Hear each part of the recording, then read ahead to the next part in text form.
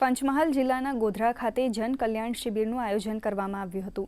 આ શિબિરનો મુખ્ય ઉદ્દેશ્ય નાગરિકોને વિવિધ સરકારી કલ્યાણકારી યોજનાઓનો લાભ એક જ સ્થળે મળી રહે તે હતો। ત્યારે વહીવટીતંત્ર દ્વારા સિંગલ વિન્ડો સિસ્ટમ અમલમાં મૂકવામાં આવી હતી। આ વ્યવસ્થાના કારણે અરજદારોને સ્થળ પર જ જરૂરી માર્ગદર્શન અને યોજનાઓનો સીધો લાભ આપવામાં આવ્યો હતો।